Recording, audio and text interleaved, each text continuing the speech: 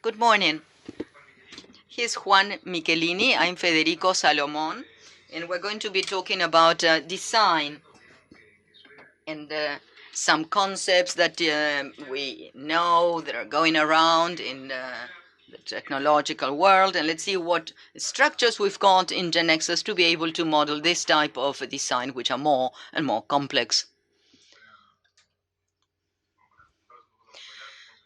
This is what we're going to be talking about. We're going to talk about design systems, user controls, sketches, some new controls, and lastly, system options. El evento. Antes que nada quiero hablar de Design Systems, que es algo que está pasando. So we are going to start talking about using systems, and it's what's happening in the software world. The designers are creating a visual language to build screens instead of giving a screen that is ready-made. So we are going to have controls, combination of controls, styles, and besides, everything is systematized so that we can set up screens. In GeneXus, we love this, and we are giving tools inside GeneXus in order to be able to formalize these systems directly.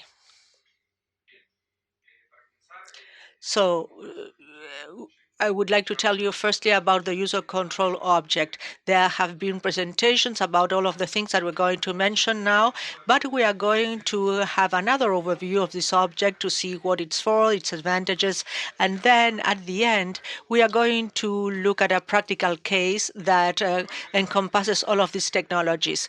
You have probably had experience developing controls. User control used to be a structure that was decoupled from the KB. It was modeled outside of the KB, and this required a high maintenance cost when modifying a control or taking it to another GeneXus version or uploading it on a server. So the idea of this object is to simplify and shorten the curves when you work with these structures. What is the user control object? It's a new object that was introduced in version 16 that was released last year. It can be found in the extensibility node in the dialog of new object, and it's a simple way of incorporating some code snippets of web, HTML, SCS, and even JavaScript in a very simple way inside our knowledge base. So that is the main idea about the object user control. Why did we decide to implement it? We have a series of advantages and improvements that make it superior, or maybe the evolution.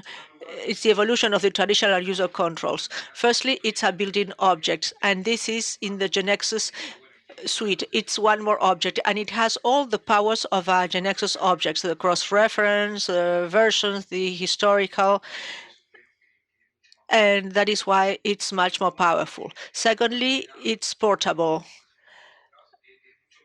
It's much more simple to take these objects to new GeneXus versions or to a GeneXus server. It doesn't require any additional installation. It's just an XPZ that is distributed as any other object. And with that, we already have the KB available to be converted or uploaded in a server without needing to install anything or to ask our administrations to modify the GeneXus server to install the controls we need, etc. Thirdly, the based on. It's a property that the object has that allows to tell the user control how it's going to behave visually. This is related also to a new technology that we apply now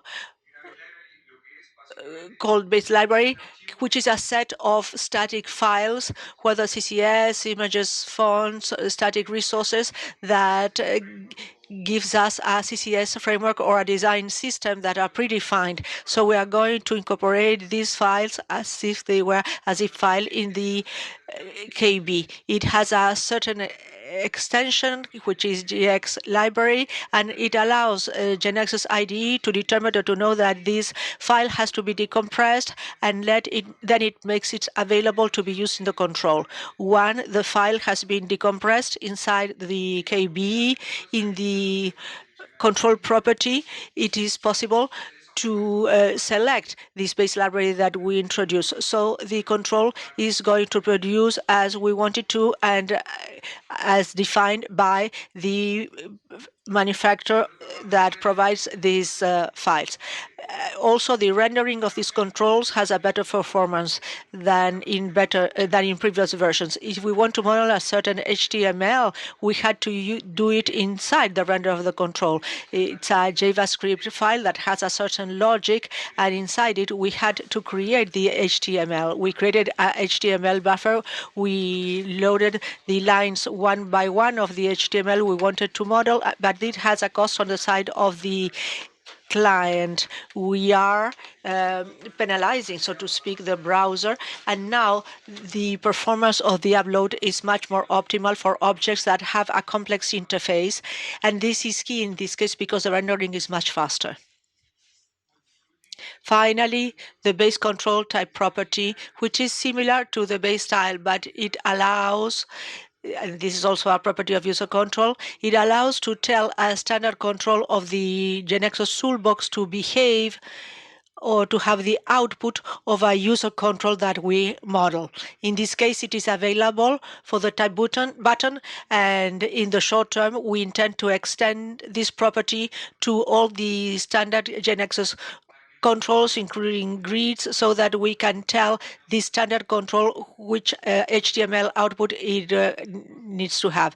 In the case of the buttons nowadays, they are rendered as an input type, and semantically HTML has many advantages, and there is already a type button. So what we want with this property is precisely that, to have semantically all the power that HTML has, that will be modeled with this. Are you following me so far?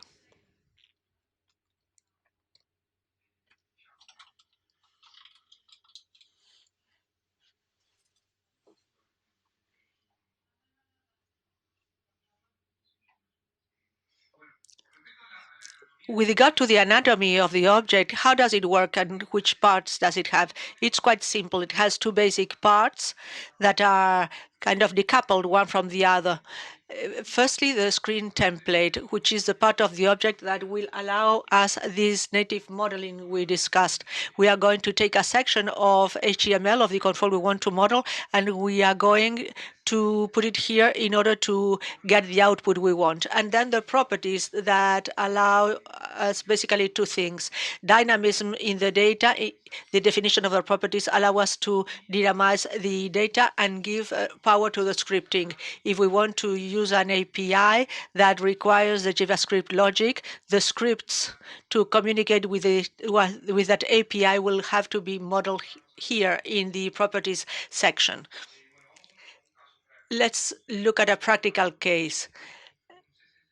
This is a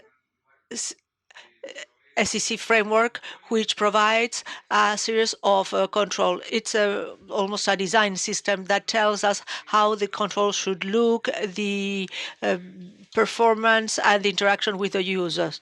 So there are certain style guidelines which are available in the site. So this is a control card that is being widely used at the moment and says that in order to have that output of the card, we need to model the HTML. In turn, the HTML has certain classes which pertain to that framework. So we need not only to copy it, but we have to use the base library that provides the semantics, which is the file I told you that had to be inputted in the KB in order to achieve this performance with the style, or with regard to the style. So we go to the manufacturer's site, we look for the control, then we go to GeneXus and we copy paste. It's exactly the same code that we see in the semantics framework taken to the GeneXus object. With regard to the properties, the ones we already know, the basic properties that are available in GeneXus, character, numeric, and you see it here, some more complex, like the enumeration domain and the SDT, that will allow us to iterate data lists inside the user control object. For the syntaxes, this is the modeling of the properties. We see it on the right-hand side. The double key it comes from mustache.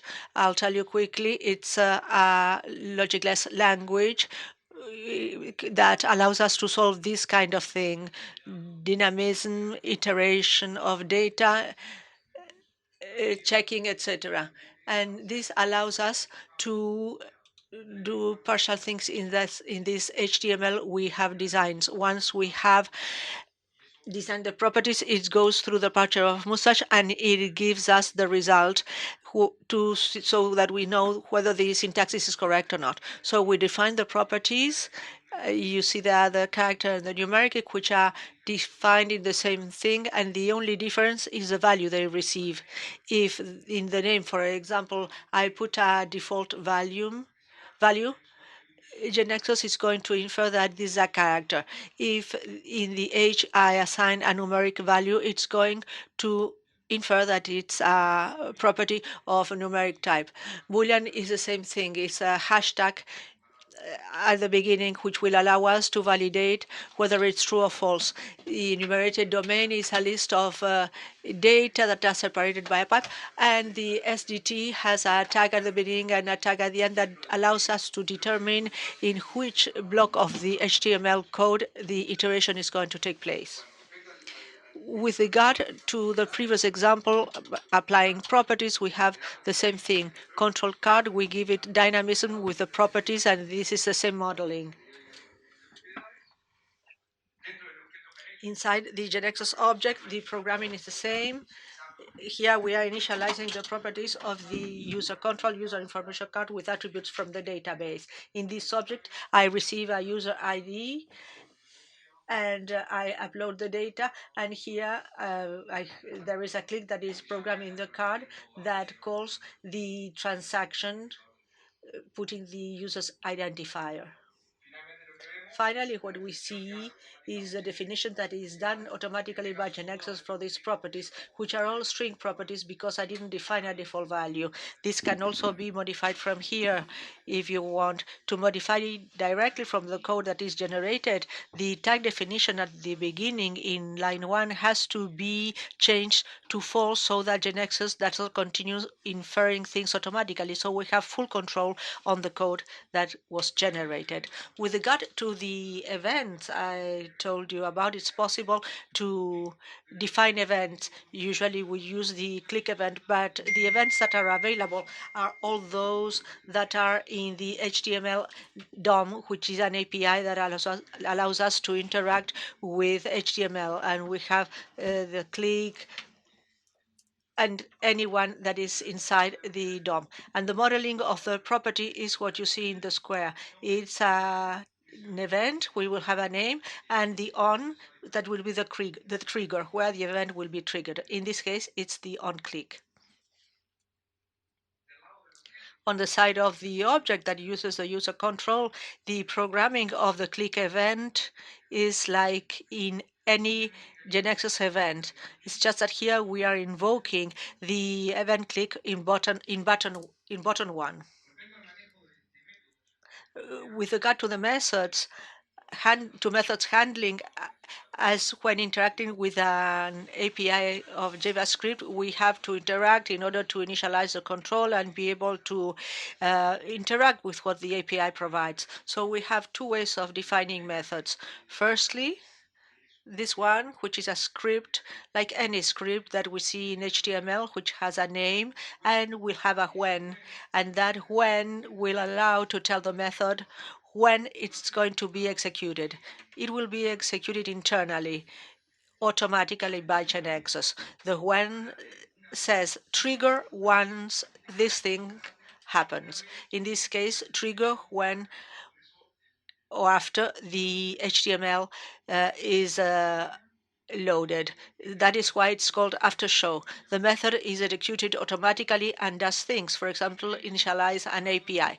This method cannot be invoked by us. It is invoked automatically by GeneXus. You cannot call explicitly explicitly the init grid. It's called once the page is loaded automatically. With regard to public methods, what we can invoke in the code is something similar to the previous one. The syntax is the same one. It's a script that has a name, but the difference is that it does not use the attribute when and has the possibility of going to parameters. This is an example from an API that handles images. It's like an image gallery, but that's the idea, that there are methods that invoke GeneXus automatically, that GeneXus invokes automatically, and others that we can invoke explicitly in our code.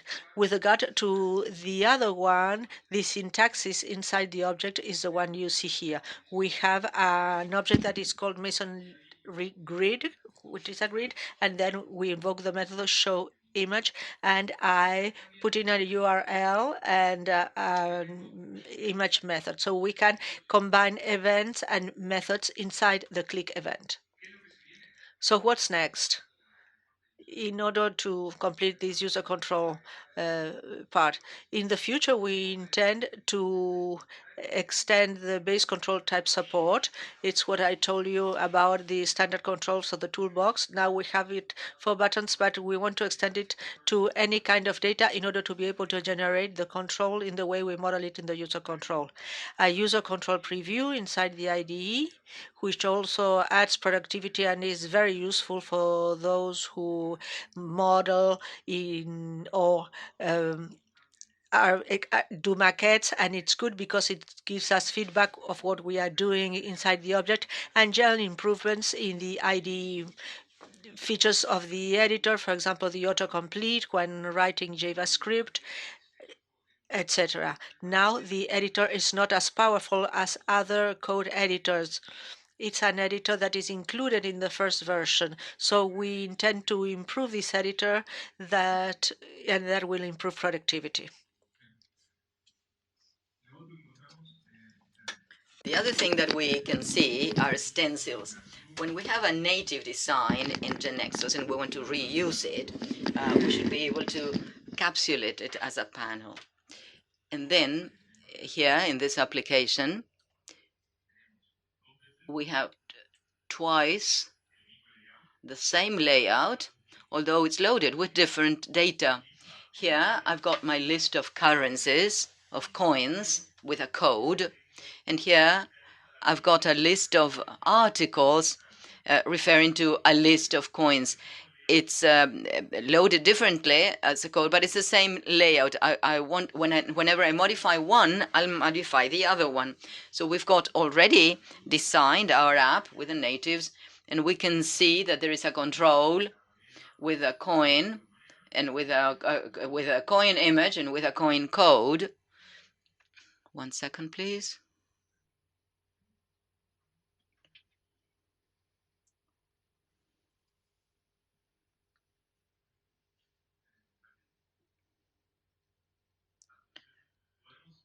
So we can click on the right button here on this table and transform it into a stencil. In that case, we'll have a new object, we'll call it show coin, and we'll have two controls. We can edit design only. We won't see all the properties, appearance, alignment. It's just the design that we'll see. So we make any changes we want, we save it, and when we save it, you could have moved this image here or the other way around or whatever. When you save it, then it goes to the panel where we were in. So the code is, the reference code is there. It's a data provider. It's like that. But in Stencil, it didn't have it. It's a very silly variable. And we can see that the breakdown has changed. It marks that it's a stencil. And if we want, we can open it to edit it. So in the next panel, I'm going back. This is the panel where we had the article and the title of the article and the image. In the other panel where we had the coins with each one of the coins, you would say, well, you can load it as a normal attribute and the grid will load it and we'll have the panel.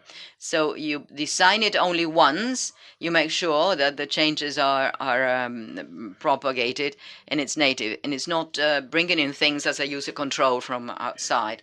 So what's the difference between a stencil then and a user control object is that here I can have new atoms of whatever complexity, but then we have new controls. Stencils, on the other hand, well, we've designed things in GeneXus. We want to reuse them, and so we generate a stencil to use them. In itself, in fact, we may have stencils with UC control. We bring in new atoms and we control. And since user controls may have things inside, we may make it as complex as we want. But the easiest and simplest thing is we'll bring in all the atoms and we'll combine them with molecules in stencils. Have you followed me? Yes? Have you? Well, the interpreters are doing their best. No, that's fine. That's fine. Yes, we could follow you.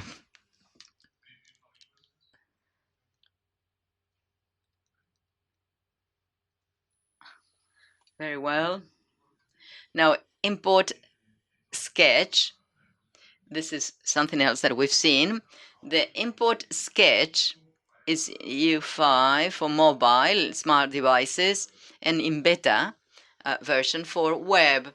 Now, what happens with import sketch, we've got sketch, which is a tool that designers are using a lot right now because UI and user interface we're working with Photoshop, and Photoshop is extremely complex because it's for editing functional photographs. Our panel images are much more reduced in terms of functionality, and so Sketch said, all right, I'm going to give you only what you need to design panels. It's far easier to learn, fewer places where you can get mixed up, and I'm going to give you exactly what you need for a panel.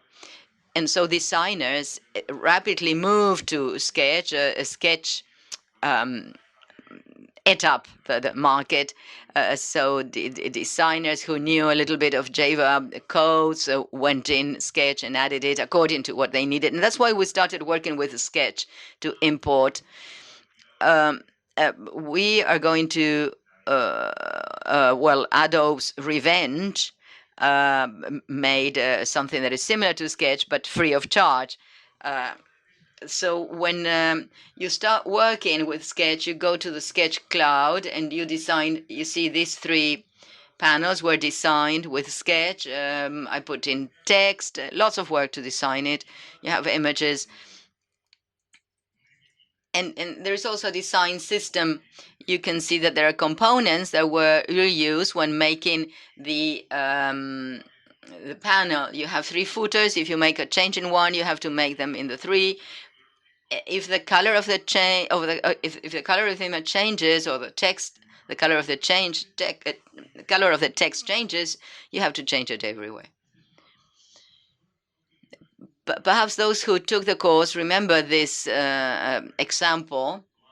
It took a long time to design this, and what we wanted to do was, if the designer had worked to design it once and had to put in all the controls, what type of text, what colors, alignment, it was centered, justified, and you can pass it directly to GeneXus with an open sketch. So the images have to be exported beforehand because we didn't have that information. The images have to import it in a certain cadence, and you have to have the sources, the fonts, and this is quite complex because we have everything. They're not that important for the developer, but they are important for the designer. And what happens if you arrive late? Well, the designer gets frustrated because the developer delivers it late, and so on. All right, so what we do in GeneXus is we take a sketch file and we import it directly. This is the one that the designer sent us. This is the one that we imported automatically with GeneXus. It isn't pixel perfect, for the time being. You can see that the font up there is not that good, and the other details, the icon is a little bit smaller.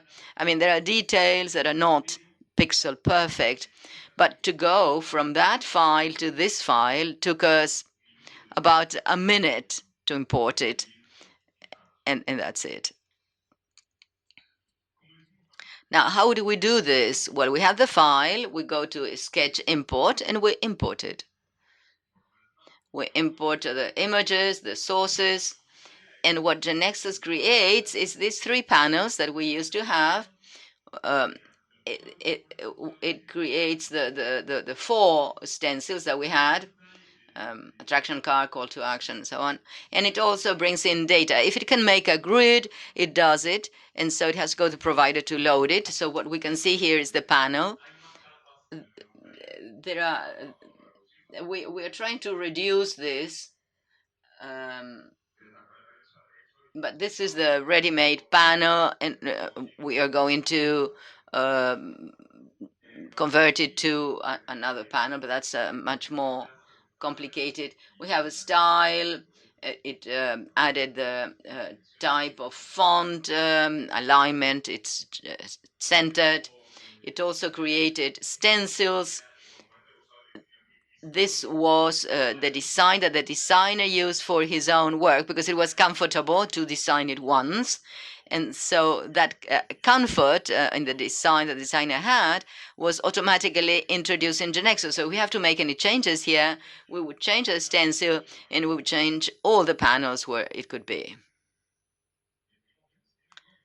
Please, if you have any questions, stop me. So we have a grid where we had these three things repeated several times. GeneXus realizes this, and what it does is a data provider loading the data. What for? Well, so that it's easier later on to change the grid connected with our data, and so that the demo and the prototype are easier to be tested. And so the two names, the images were loaded. We are also working on making this neater so that the images have a more friendly appearance. And so let's see if we go back. The idea then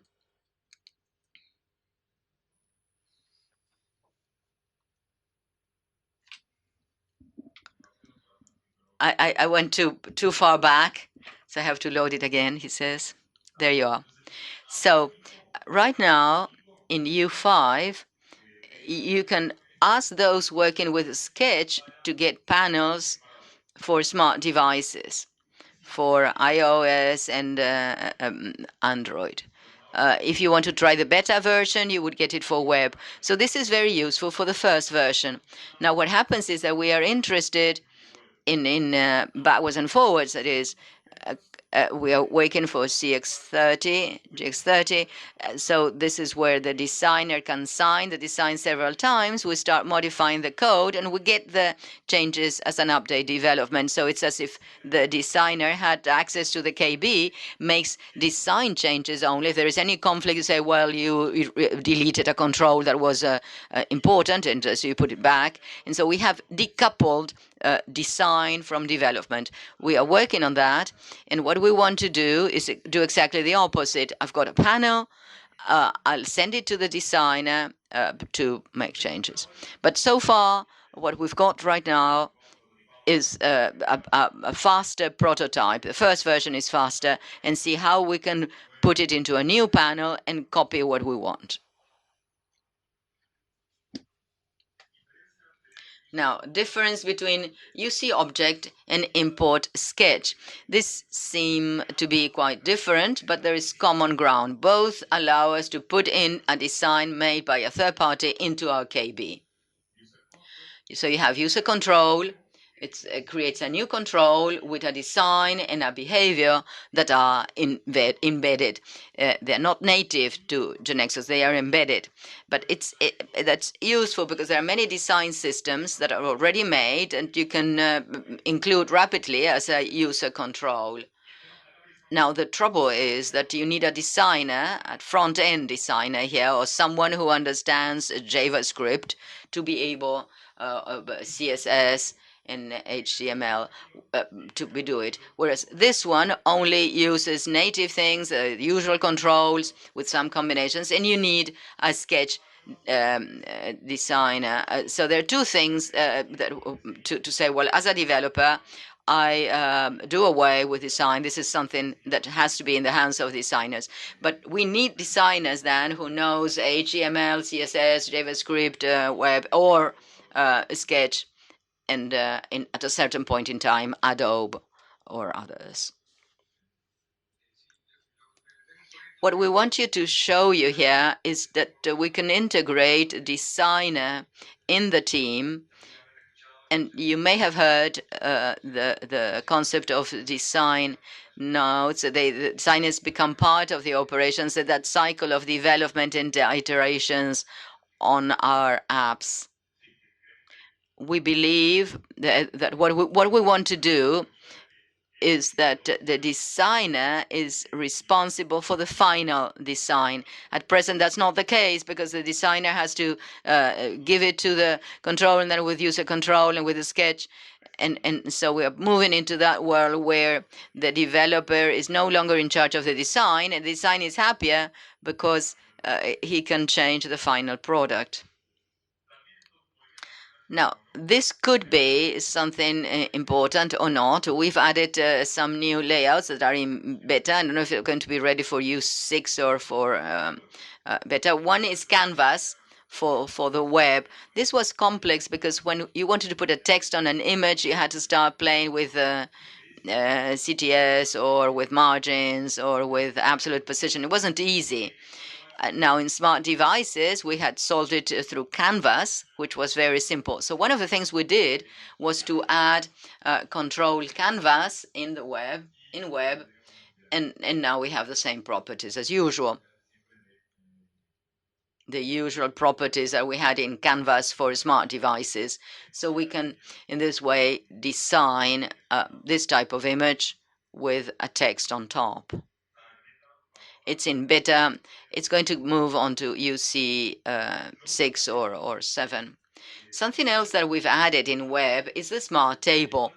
Now, a smart table is a table that we used to know in smart devices, where you can, for each field and column, set absolute sizes or percentages.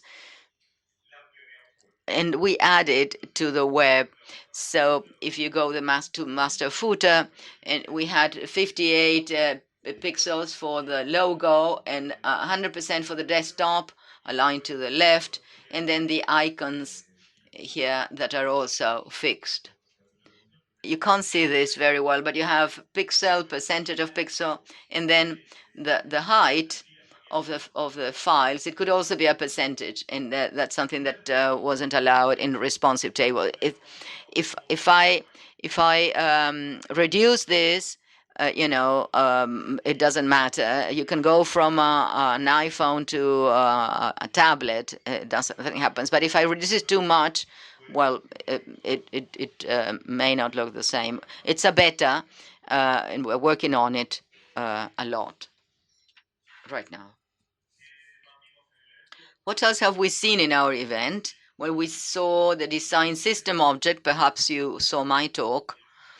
The design system object, well, it's something like this. Now, the idea is that we've got themes, palettes, class of themes, stencils, user controls. We would like to have the IDE for the web. So all these are related factors, and we'd like to integrate them in one single object, which is going to be the design system object. There are going to be several changes.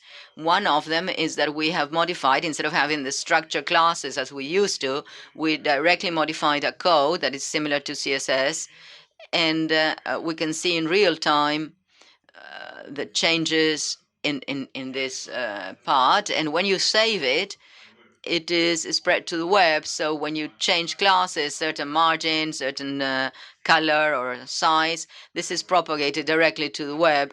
So any changes that are not related to the layout, I mean only classes, you can see them immediately. And we hope that that speeds up the design for web. This isn't in beta yet. We'll release it as soon as it's ready.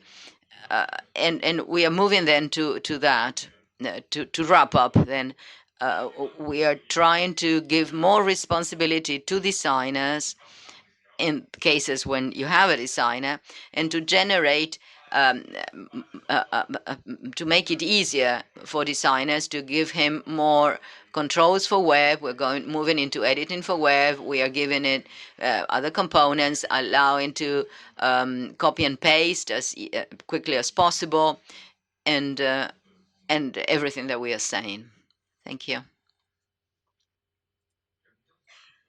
Any questions? Please do ask, because otherwise I'll show you demos.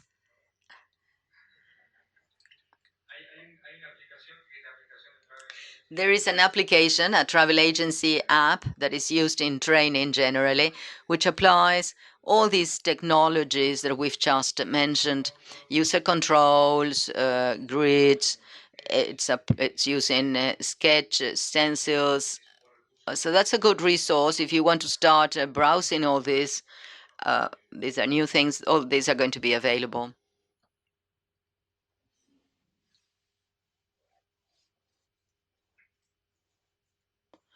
I ask so many questions that I'm getting used to asking.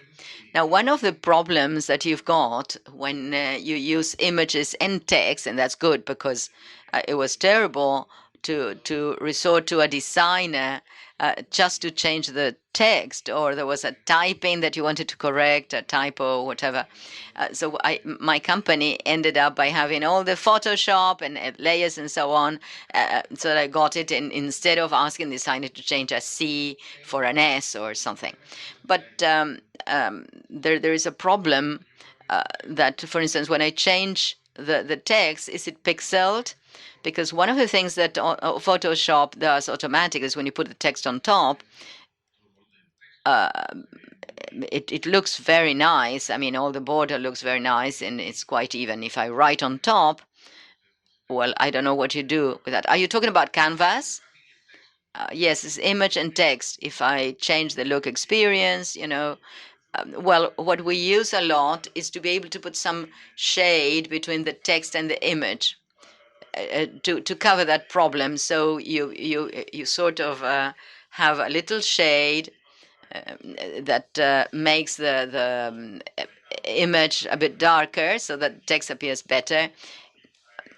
And you can add, this shading on the class of the text. This is what I've seen designers do. This is something that we can add. It's not done by default. Thank you. Now, how can you fine-tune these differences when you see it's not pixel perfect? How do you do it? Because at the end of the day, you can say, well, it wasn't like that, or well, I understand. All right, we are talking about what the designer did in Sketch, and it ended up in GeneXus.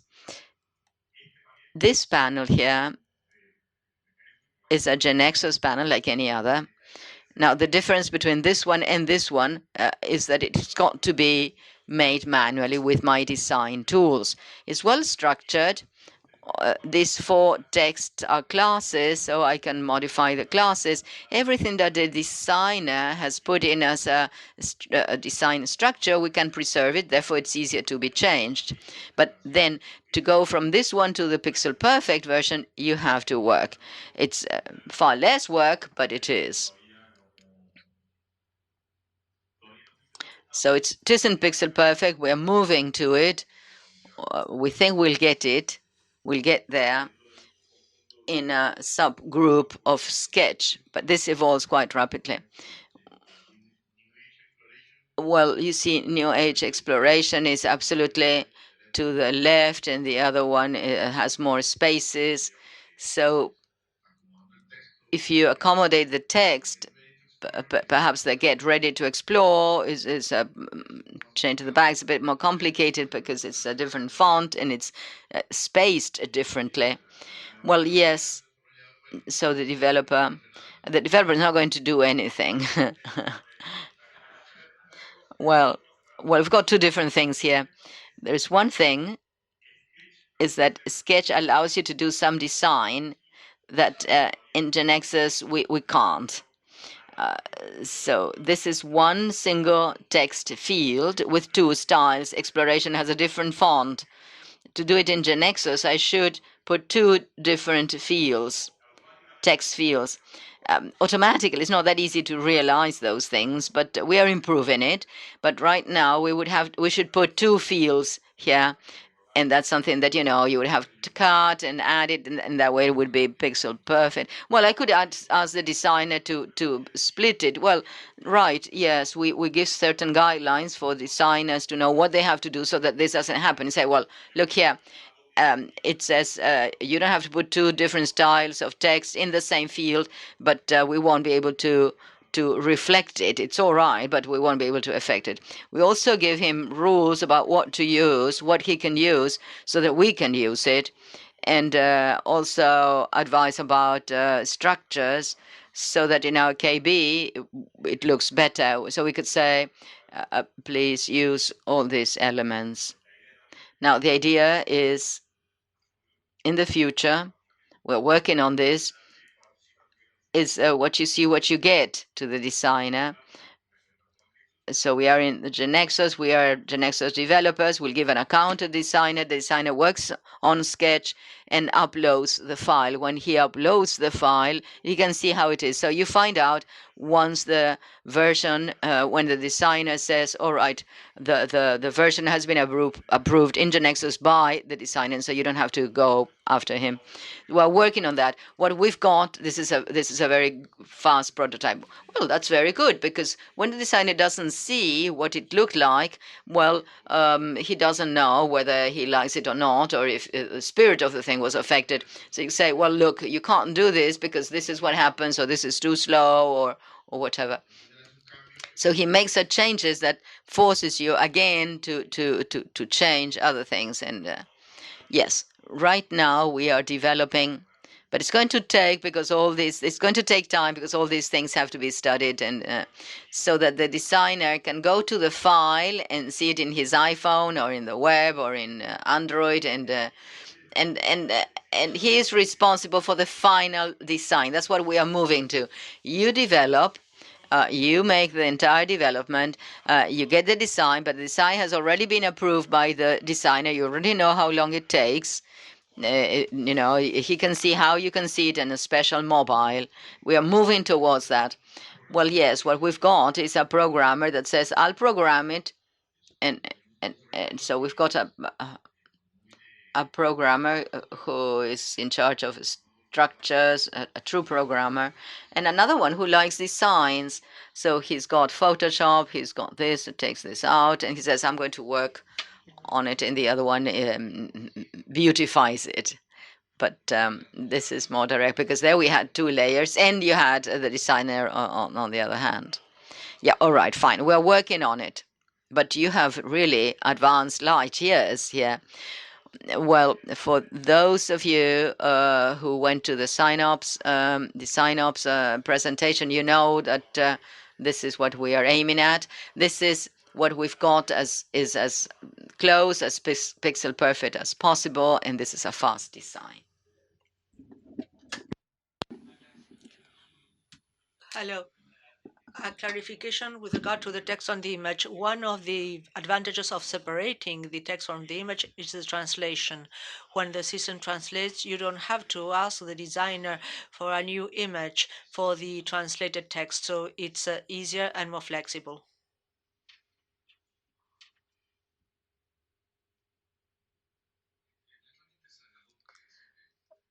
This ad hoc tool that you mentioned is going to have a support? Yes, it's in our mind. There are so many things that we have in our mind, but it has been asked for, and we are taking it into account. I don't know whether in GX 30 or 31. Adobe XE runs in Windows, but this one runs only in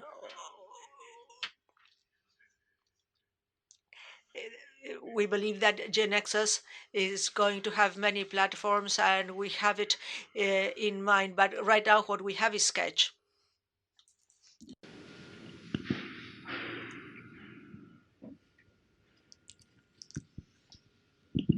Hola. Firstly, in Sketch, what would be the scenarios where the designer wants interaction? For example, screen, and nowadays we tell him make a simple design. No, what we have right now is a very simple interaction. The designer can say in Sketch for his prototype, well, I click here and go to this annual panel. This is something that can be formalized in Sketch, and we incorporate it as a code, as a call to the panel. I think I can show you. Let's see whether it allows me to do it.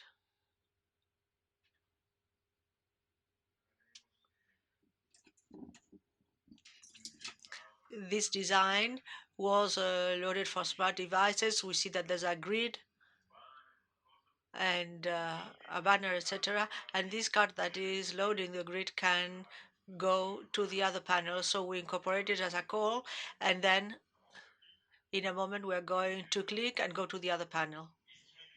This is an interaction we have. We are considering others, but something we have to see, because if it's already formalized in Sketch, it's easy because I tell the designer, design as usual, and I incorporate it. But if it's not, we have to create a convention ourselves. You see that it was on the screen because it clicked and passed. And here it passes to the following one. For more complex cases, since I have a pop, etc., we have to create some convention. We don't have it yet. We believe that we are going to ask the designer to generate several layouts for one same panel. And one possibility is that the layout is the same but with interaction on top, so that the designer designs the panel and the panel with a pop-up, and by the name or a suffix or a prefix, we realize that it's that it has to be incorporated. So we can incorporate something that is designed by the designer. We can incorporate it as a knowledge. For the time being, what we have is just clicks from one panel to the next. And the other one about the user controls.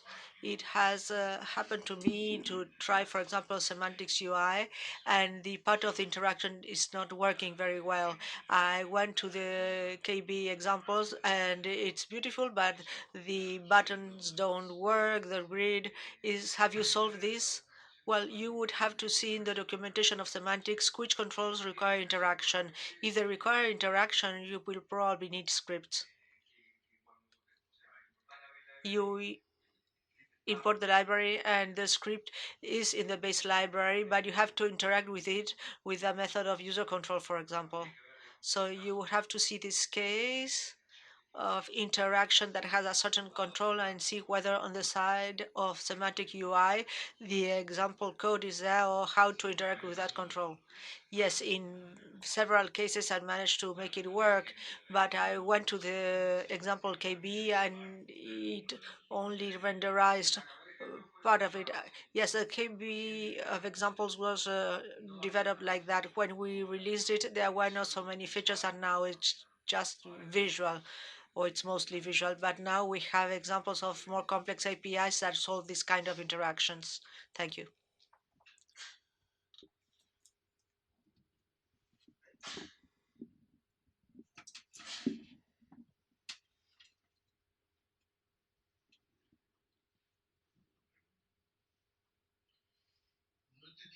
I didn't quite understand this. In the user control, what is the difference between based on and control type? Well, based on is the possibility of basing on the external library that provides the design system or the framework that you're using. This would be the files and the resources that the control or the layout require that it wants to model, and you try them from an external resource. But it may be that you have a design team and you want to integrate the designs they provide, and then it's not necessary to use a base library that is external. You integrate those resources provided by the designer. It may not be a CCS archive or file, or it may be downloaded in a file. It could just be styles that are defined in the software the designer uses, and maybe afterwards someone has to pass them on to CCS. So it's a valid scenario, and it requires someone who handles CCS in order to take the concept of the designer to a resource that can be used in the knowledge base. The base control type determines what behavior in the HTML that control will have. It's a standard control distributed by GeneXus. In the case I showed you, nowadays we design the buttons as an input type of HTML because it has been added from versions of HTML where there was not so much semantics. So the base control type would allow you to tell a user control that it's going to behave like a standard GeneXus button.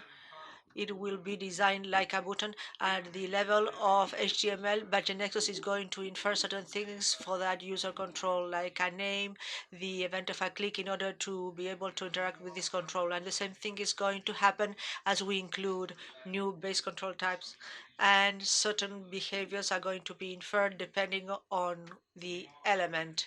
The same thing is going to happen with the grids. At a certain point, we will have an association between with one GeneXus grid and a user control. So that's the difference, basically.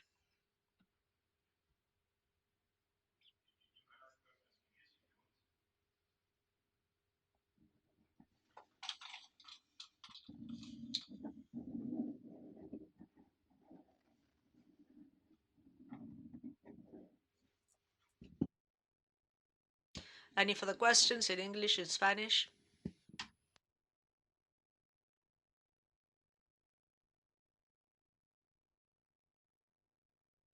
Well, if there are no further questions, I would like to thank the presenters.